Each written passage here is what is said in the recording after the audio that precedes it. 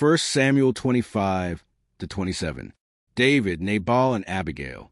Now Samuel died, and all Israel assembled and mourned for him, and they buried him at his home in Ramah. Then David moved down into the desert of Paran. A certain man in Mon, who had property there at Carmel, was very wealthy. He had 1,000 goats and 3,000 sheep, which he was shearing in Carmel. His name was Nabal, and his wife's name was Abigail. She was an intelligent and beautiful woman, but her husband was surly and mean in his dealings. He was a Calebite. While David was in the wilderness, he heard that Nabal was shearing sheep. So he sent 10 young men and said to them, "Go up to Nabal at Carmel and greet him in my name. Say to him, 'Long life to you, good health to you and your household, and good health to all that is yours. Now I hear that it is sheep shearing time. When your shepherds were with us, we did not mistreat them, and the whole time they were at Carmel nothing of theirs was missing. Ask your own servants, and they will tell you. Therefore be favorable toward my men, since we come at a festive time. Please give your servants and your son David whatever you can find for them.'" When David's men arrived, they gave Nabal this message in David's name. Then they waited. Nabal answered David's servants, "Who is this David? Who is this son of Jesse? Many servants are breaking away from their masters these days. Why should I take my bread and water, and the meat I have slaughtered for my shearers, and give it to men coming from who knows where?" David's men turned around and went back. When they arrived, they reported every word. David said to his men, "Each of you strap on your sword." So they did, and David strapped his on as well. About 400 men went up with David, while 200 stayed with the supplies. One of the servants told Abigail, Nabal's wife, "David sent messengers from the wilderness to give our master his greetings, but he hurled insults at them. Yet these men were very good to us. They did not mistreat us, and the whole time we were out in the fields near them, nothing was missing. Night and day, they were a wall around us the whole time we were herding our sheep near them. Now think it over and see what you can do, because disaster is hanging over our master and his whole household. He is such a wicked man that no one can talk to him." Abigail acted quickly. She took 200 loaves of bread, 2 skins of wine, 5 dressed sheep, 5 seahs of roasted grain, 100 cakes of raisins, and 200 cakes of pressed figs, and loaded them on donkeys. Then she told her servants, "Go on ahead, I'll follow you." But she did not tell her husband Nabal.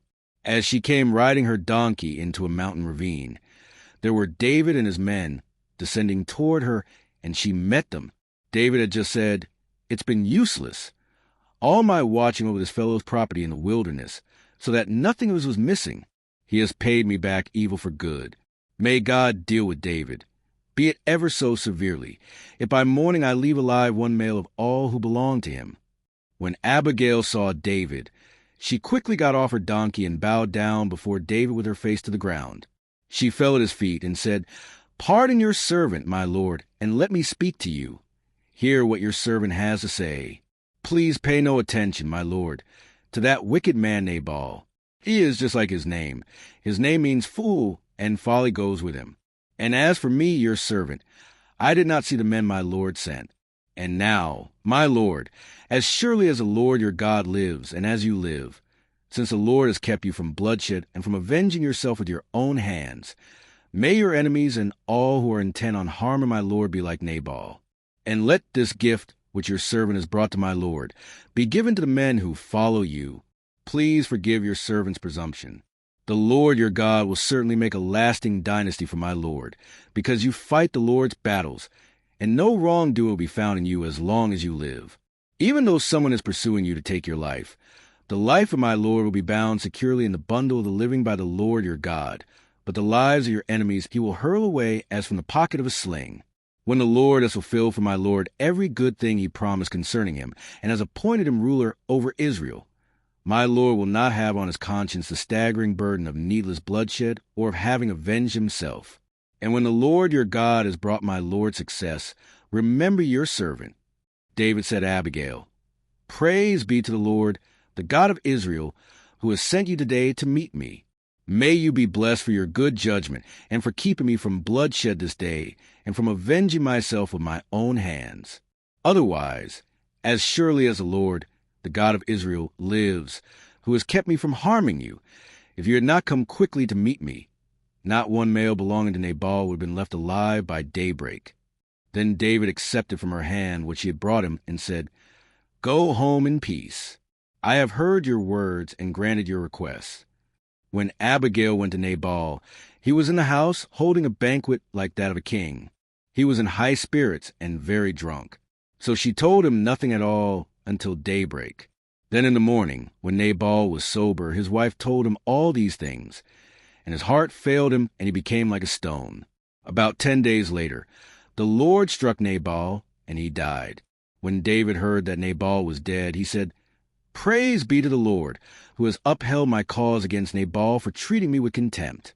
He has kept his servant from doing wrong, and has brought Nabal's wrongdoing down on his own head." Then David sent word to Abigail, asking her to become his wife. His servants went to Carmel and said to Abigail, "David has sent us to you to take you to become his wife." She bowed down with her face to the ground and said, "I am your servant and am ready to serve you and wash the feet of my Lord's servants." Abigail quickly got on a donkey and, attended by her 5 female servants, went with David's messengers and became his wife. David had also married Ahinoam of Jezreel, and they both were his wives. But Saul had given his daughter Michal, David's wife, to Paltiel son of Laish, who was from Galim. David again spared Saul's life. The Ziphites went to Saul at Gibeah and said, "Is not David hiding on the hill of Hachilah, which faces Jeshimon?" So Saul went down to the desert of Ziph with his 3,000 select Israelite troops to search there for David. Saul made his camp beside the road on the hill of Hachilah facing Jeshimon. But David stayed in the wilderness.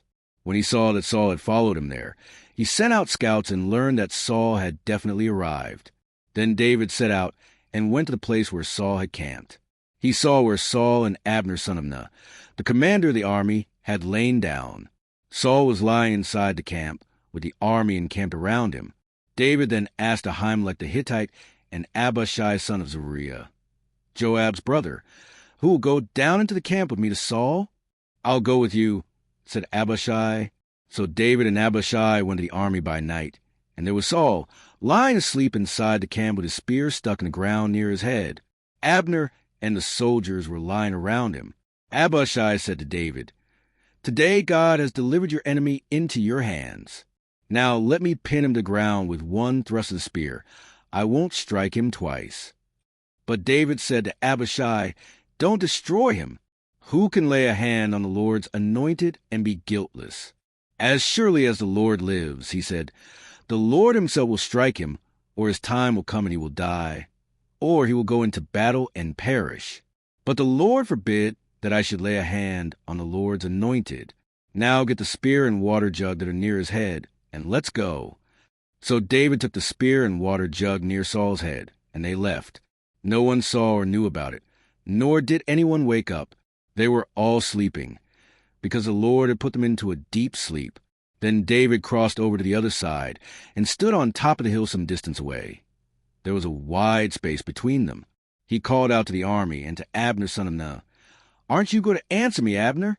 Abner replied, "Who are you who calls to the king?" David said, "You're a man, aren't you? And who is like you in Israel? Why didn't you guard your lord the king? Someone came to destroy your lord the king. What you have done is not good. As surely as the Lord lives, you and your men must die, because you did not guard your master, the Lord's anointed. Look around you. Where are the king's spear and water jug that were near his head?" Saul recognized David's voice and said, "Is that your voice, David, my son?" David replied, "Yes, it is, my lord the king." And he added, "Why is my lord pursuing his servant? What have I done, and what wrong am I guilty of? Now, let my lord the king listen to his servant's words. If the Lord has incited you against me, then may he accept an offering. If, however, people have done it, may they be cursed before the Lord. They have driven me today from my share in the Lord's inheritance, and have said, 'Go, serve other gods.' Now do not let my blood fall to the ground far from the presence of the Lord. The king of Israel has come out to look for a flea, as one hunts a partridge in the mountains." Then Saul said, "I have sinned. Come back, David my son, because you consider my life precious today. I will not try to harm you again. Surely I have acted like a fool and have been terribly wrong. Here is the king's spear, David answered. Let one of your young men come over and get it. The Lord rewards everyone for their righteousness and faithfulness. The Lord delivered you into my hands today, but I would not lay a hand on the Lord's anointed. As surely as I valued your life today, so may the Lord value my life and deliver me from all trouble. Then Saul said to David, May you be blessed, David my son. You will do great things and surely triumph. So David went on his way, and Saul returned home, David among the Philistines. But David thought to himself, One of these days I will be destroyed by the hand of Saul. The best thing I can do is to escape to the land of the Philistines. Then Saul will give up searching for me anywhere in Israel, and I will slip out his hand. So David and the 600 men with him left, and went over to Achish son of Moak king of Gath. David and his men settled in Gath with Achish. Each man had his family with him, and David had his 2 wives, Ahinoam of Jezreel and Abigail of Carmel, the widow of Nabal. When Saul was told that David had fled to Gath, he no longer searched for him. Then David said to Achish, If I have found favor in your eyes, let a place be assigned to me in one of the country towns, that I may live there. Why should your servant live in the royal city with you? So on that day Achish gave him Ziklag, and it has belonged to the kings of Judah ever since. David lived in Philistine territory 1 year and 4 months. Now David and his men went up and raided the Jeshurites, the Girzites, and the Amalekites. From ancient times these peoples had lived in a land extending to Shur and Egypt. Whenever David attacked an area, he did not leave a man or woman alive, but took sheep and cattle, donkeys and camels and clothes. Then he returned to Achish. When Achish asked, Where did you go raiding today? David would say, Against the Negev of Judah, or against the Negev of Jerahmeel, or against the Negev of the Kenite. He did not leave a man or woman alive to be brought to Gath, for he thought, They might inform on us and say, This is what David did.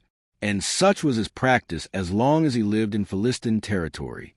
Achish trusted David and said to himself, He has become so obnoxious to his people, the Israelites, that he will be my servant for life.